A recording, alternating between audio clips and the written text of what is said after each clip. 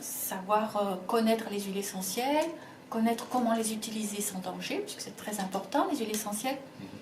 Si elles sont naturelles, ont aussi des côtés qui peuvent être désagréables, voire nocifs. Donc il faut les connaître.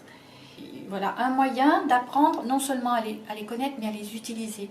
Parce que ce que je constate souvent, c'est qu'on a des petits flacons à la maison, où on a déjà l'habitude d'utiliser, mais ce qu'on ne sait pas, c'est laquelle choisir, comment la doser, et comment l'utiliser. Ouais. Voilà, donc les ateliers sont faits pour ça. D'accord, pour bien connaître les huiles essentielles. Oui, et les utiliser encore plus, en profiter encore plus. Ben voilà, très bien. Et puis apprendre à sentir. Alors apprendre à les sentir, apprendre à les reconnaître. Et j'aime bien aussi faire le lien avec les essentielles, en fait, avec des plantes. Il n'y a jamais de produit animal ni minéral. Ce sont des plantes aromatiques. Et ces plantes, elles poussent bien quelque part. Elles ont été cultivées ou au moins cueillies par quelqu'un ou quelques-uns. Et elles ont été distillées par des personnes. Oui. Donc ça donne quand même une dimension un petit peu... Le travail. Le problème, c'est que l'étiquette...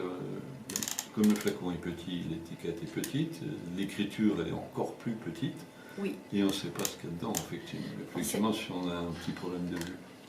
C'est sûr, mais en fait sur l'étiquette tout est écrit. Donc il y a déjà le fait que c'est une huile essentielle, c'est écrit dessus, le nom de la plante, ici j'ai du vétiver bourbon, ensuite j'ai le nom latin. Dessous on a aussi l'information de quelle est la partie de la plante utilisée. Donc là, c'est de la racine. Ensuite, c'est le biotope. Donc, la question, c'est de savoir est-ce que c'est une plante sauvage, une plante cultivée, et dans quelles conditions elle a été cultivée. Ben, vous allez répondre. Donc ici, sur ce flacon-là, c'est écrit biotope, culture conventionnelle. D'accord, conventionnelle. Ça veut dire que c'est une plante qui n'est pas certifiée biologique, de culture biologique. Oui, d'accord. Et d'ailleurs, on va voir que quand on retourne un petit peu le flacon, c'est écrit 100% pur et naturel, chémotypé. D'accord. Chémotypé, ça s'écrit chémotypé. Ça veut dire qu'elle a été analysée au niveau de ses molécules. D'accord.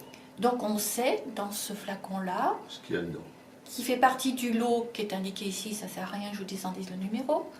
Le numéro de lot, donc c'est un flacon qui est traçable.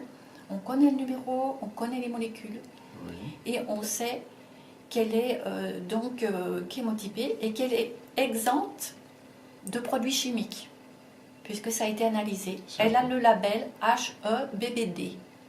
HEBBD. Donc c'est sérieux. Donc c'est sérieux.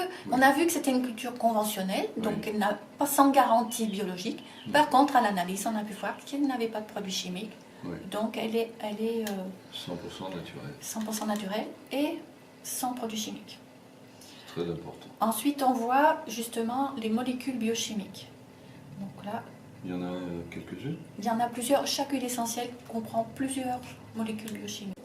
Ensuite, on a le nom de la distillerie et l'adresse et le téléphone et le site internet.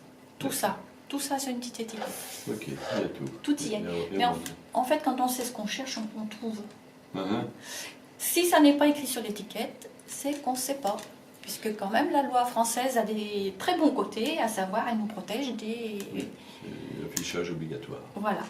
Du produit et de ses composants. Oui. Voilà, c'est très bien, ça s'appelle la traçabilité du produit. Exactement.